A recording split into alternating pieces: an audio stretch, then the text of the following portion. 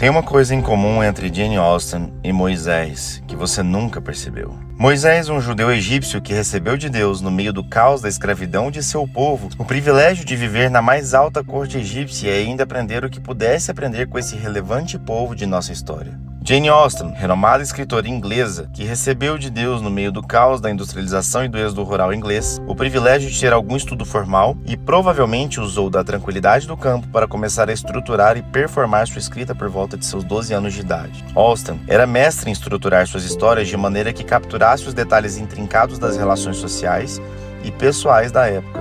Seus romances foram bem planejados, com cada capítulo avançando de forma lógica e estruturada, o que contribuiu para a compreensão mais profunda possível da história narrada, e assim, a mensagem pretendida lá do século XVIII chegou até nós, podendo ser bem compreendida. Sua habilidade em estruturar tramas complexas, cheias de ironias e críticas sociais, é parte do que faz sua escrita tão atraente e relevante até hoje. Mas você já está se perguntando sobre o que é esse vídeo, né? O que isso tem a ver com Gênesis? Bem, ele é sobre a importância que você nunca percebeu estar contida nas genealogias de Gênesis e a estruturação feita por Moisés. Ele fez com que uma mensagem datada por volta do século XV a XIII a.C. chegasse vívida e vibrante aos nossos dias. Toledot foi essencial para isso. Quer saber o que é isso? Fica com a gente nesse vídeo. Hoje você começa a entender Gênesis de verdade.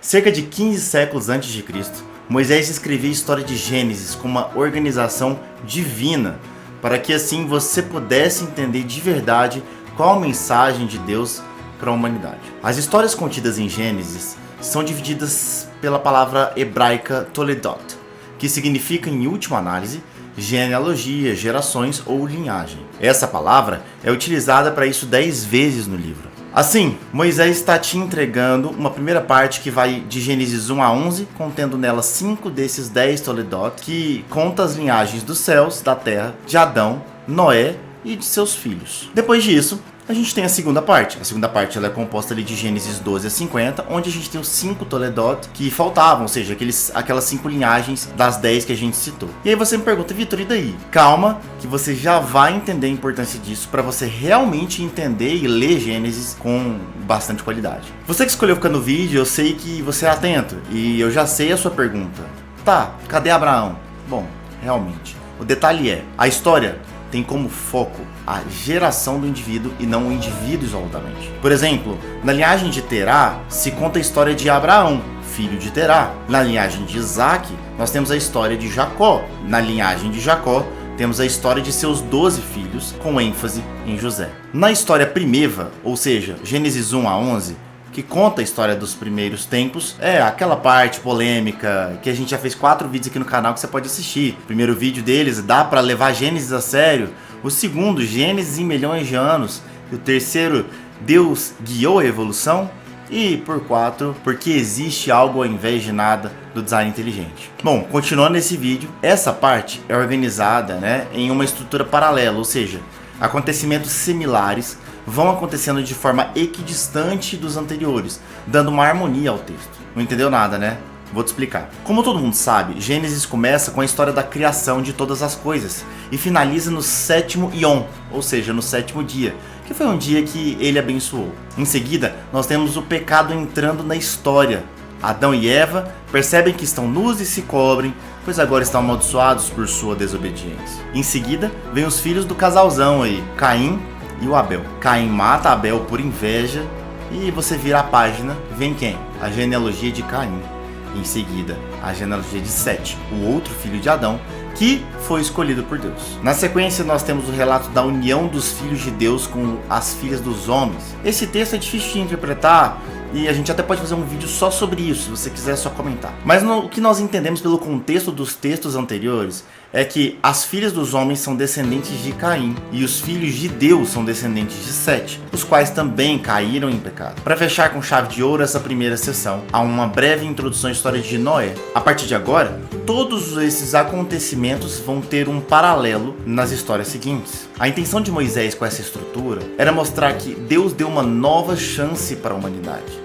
A humanidade sempre insistiu em se rebelar contra o Criador e ele sempre buscou renovar sua aliança para o bem dos homens. Mas o recomeço aqui precisava passar por um renovo, precisava dar um reset no computador porque ele travou de vez. E o reset você já conhece. O reset se chama dilúvio. A família de Noé é escolhida e abençoada. Mas Noé, como um bom representante meu e seu, faz o quê? Noé fica bêbado, tira a roupa. O bom representante dos homens, da humanidade. Noé fica bêbado e tira a roupa. Sem e Jafé cobrem seu pai, aquela bagunça toda que você já, enfim, infelizmente pode já ter visto na sua vida. Mas sempre tem alguém mais errado das ideias, né? Cã zomba da situação e é amaldiçoado por isso. Percebe o paralelismo? A estrutura torna a descrição do relato fiel e ao mesmo tempo didática para a transmissão da mensagem. E é isso que está acontecendo. Continuando, nós temos as genealogias. Descendentes de Jafé, o filho mais jovem, que é o paralelo de Abel.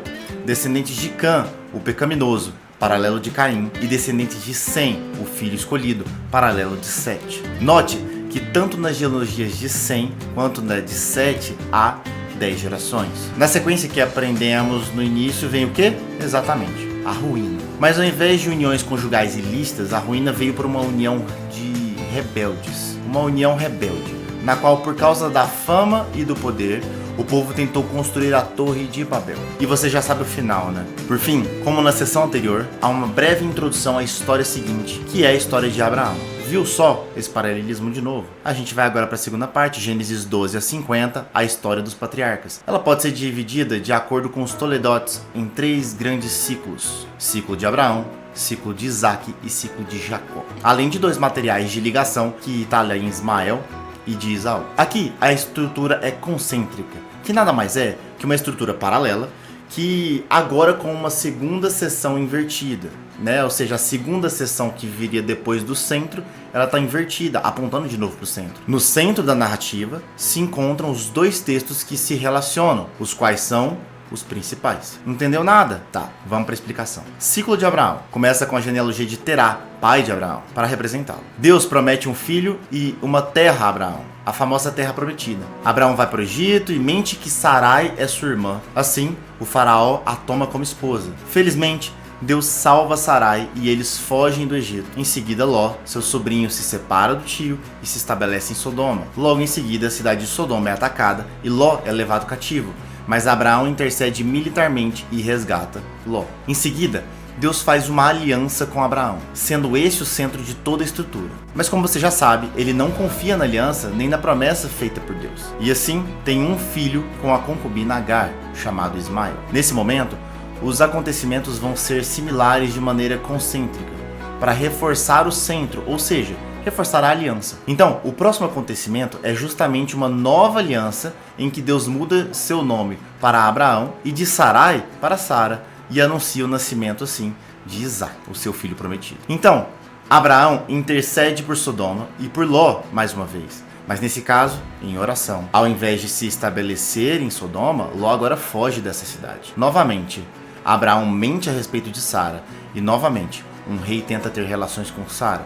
O rei da vez é Abimeleque, rei de Gerar. Apesar de Abraão, Isaac, o filho prometido, nasceu, e a terra agora é dele, e não do seu servo Eliezer, o que iria acontecer caso Abraão não tivesse filhos. O ciclo se encerra com uma genealogia, a de Naor, irmão de Abraão, assim como começou com a do pai de Abraão. Depois desse ciclo, há um material de ligação bem curto que diz respeito à morte de Sara, casamento de Isaac e Rebeca, morte de Abraão e a genealogia de Ismael. E em seguida, nós temos o ciclo de Jacó. Rebeca está grávida, no ventre, Esaú e Jacó já brigavam. Rebeca busca por respostas do Senhor, e a resposta? A profecia de que eles se tornariam 2 nações, mas o mais velho serviria o mais novo. A exemplo do pai, Isaac mente que Rebeca é sua irmã, mas o rei de Gerar descobre antes de fazer qualquer coisa e faz um pacto com ele. Depois, tem aquele rolo da primogenitura entre Esaú e Jacó foge com medo de Esaú por ter roubado sua primogenitura. Quando ele para descansar, ele tem uma visão de anjos subindo e descendo.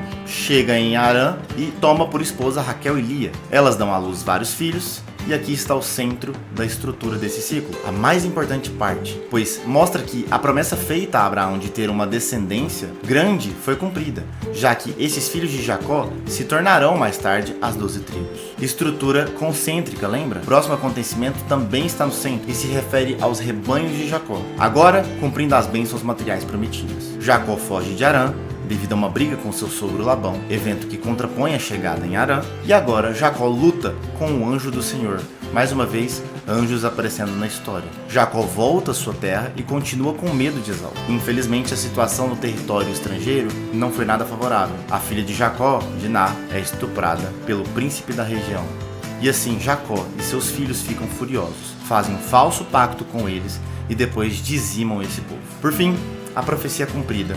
Raquel luta contra a morte no parto de Benjamim, mas não sobrevive, e Jacó se torna Israel. Na transição para o próximo ciclo, há um material de ligação, que é a genealogia de Esaú, claramente. Assim a gente não perde o costume, né? Porque sempre vem primeiro a linhagem pecaminosa. A gente teve Caim, Cã e Ismael como os primeiros a serem descritos com linhagem, e depois as linhagens escolhidas, mas igualmente pecaminosas, por exemplo, de Sete, Sem, Isaac e Jacó. E esse último ciclo é o ciclo de José. Mantendo a estrutura, nós temos ali uma breve introdução da história, mostrando que José era o filho favorito e a inveja dos seus irmãos presente como nunca. Seus irmãos o vendem e mentem para o pai que José acabou morrendo. Jacó chora sua morte. Mudança de câmera, temos agora uma pequena história de Judá fazendo só besteira em sequência. Câmera corta de volta para José. Ele se torna servo no Egito. José interpreta o sonho do faraó e ajunta comida antes da fome que ia assolar aquela região do Oriente, portanto salva o Egito. Portanto, agora José é um cara importante no Egito. Seus irmãos agora viajam para o Egito e em busca de comida. No Egito, eles não reconheceram José, mas José os reconheceu e botou o caráter deles à prova, colocando à prova Judá, aquele cara que só estava fazendo escolhas erradas e só besteira pouco tempo atrás aí no relato. Agora, Judá, que fazia besteira, faz a coisa certa e tenta de tudo para proteger o seu irmão mais novo, Benjamim. Diante disso, José se revela e perdoa os seus irmãos. Esse é o ponto principal desse ciclo, pois mostra que os descendentes de Jacó, que depois se tornariam um povo, não poderiam ficar guerreando entre si, mas sim ter uma relação de amor e renúncia. A família de Jacó é levada para o Egito em definitivo e com todo o luxo possível. Essa história você já conhece. José salva sua família da fome e, ao invés de servir, agora ele é servido pelos egípcios. Judá, antes um cara totalmente sem futuro, agora é abençoado como líder e terá reis em sua descendência, continuando assim a promessa feita a Abraão da descendência para as nações. Em contraste com o choro de Jacó do início, agora José é quem chora a morte de Jacó. E por fim, temos a conclusão final, não só desse ciclo, mas de todo o livro de Gênesis, que pode ser resumido em um versículo que você devia guardar no seu coração. Vocês, na verdade, planejaram o mal contra mim, porém Deus o tornou em bem, para fazer como estão vendo agora, que se conserve a vida de muita gente. Gênesis 50:20. Sim, todo mal que o ser humano fez, faz e fará, desde Adão até José, Deus o transformou em bem. E isso culminou na conservação da vida de muitas pessoas. Esse versículo aponta claramente para o Salvador, não só do Egito, mas do mundo todo. Jesus Cristo, aquele que transforma o mal em bem e que salva a vida de muitos. Eu vou ficando por aqui, vou te recomendar esses 2 vídeos que estão aqui na tela e até quinta que vem.